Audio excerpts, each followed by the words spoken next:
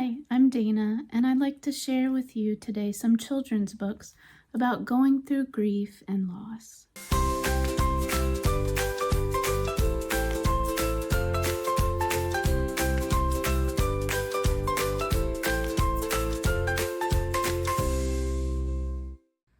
Usually, when we think of loss, we think of a loved one passing away.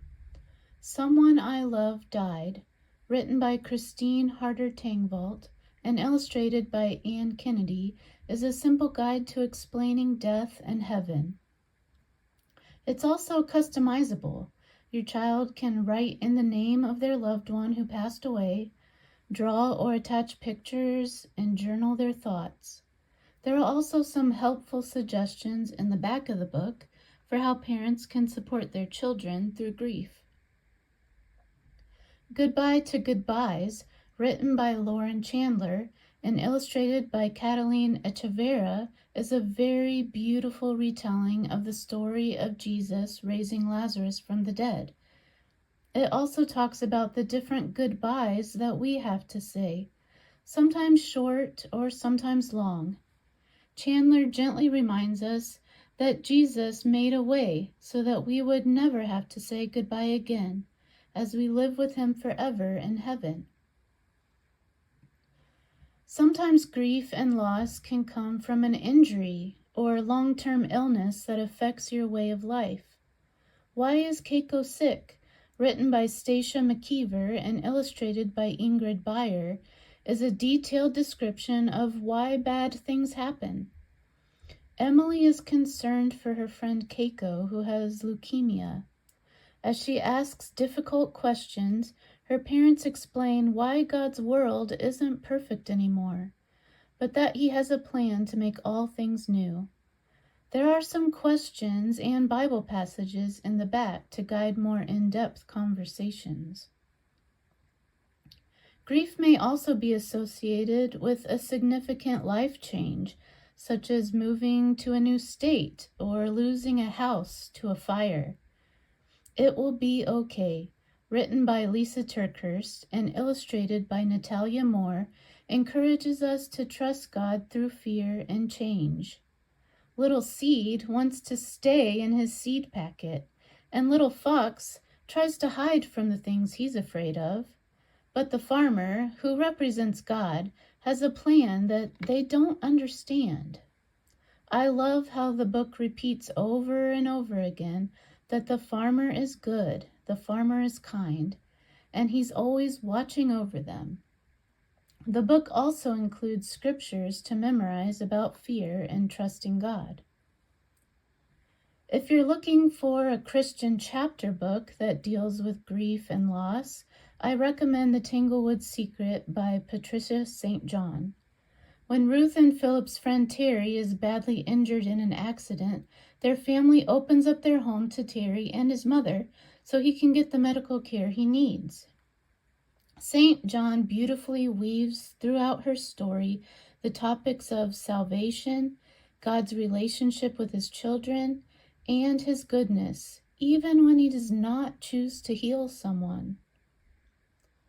Reading a story about a character who experiences loss can help children identify with the feelings that that character expresses.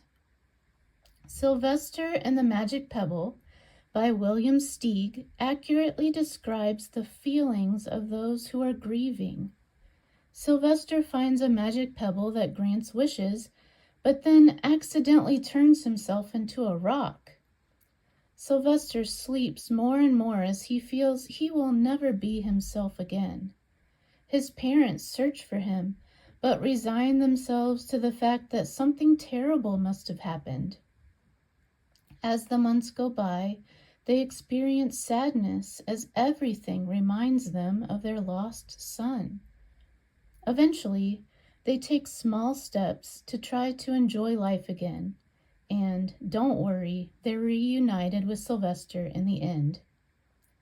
Lastly, The Rabbit Listened by Corey Dorfeld helps children learn how to support someone going through grief. Taylor carefully builds an elaborate block tower, but it suddenly comes crashing down. Different animals come along to try to console him, but they're not very helpful. However, the rabbit just listens and stays with Taylor through his many changing emotions until he's ready to build again. Now I'd like to share some ideas with you about activities that can help when your children are processing grief and loss.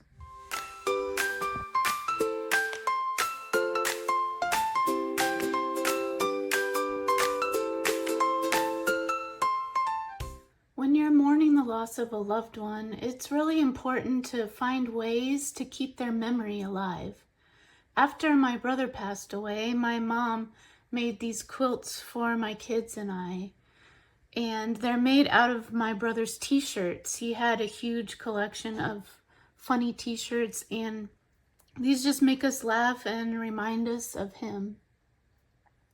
You can also celebrate the good times that you shared with that person by maybe going to their favorite restaurant or doing activities that they loved. My brother always had fun drawing and coloring with my kids, and even when he wasn't feeling well, he would draw funny pictures with them and they would color together.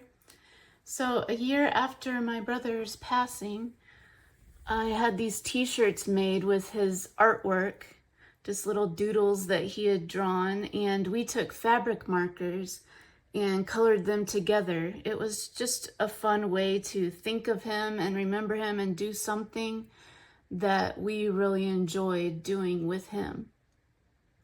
And no matter what type of loss that you're going through, try to find ways to use your experience to help others. We sold shirts like this and some others that had my brother's artwork, as well as some cancer syndrome shirts, and we used the money to donate to a nonprofit.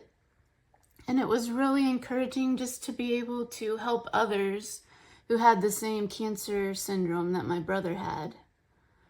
Remember that grief is a lifelong journey, but we can depend on God to walk with us all the way.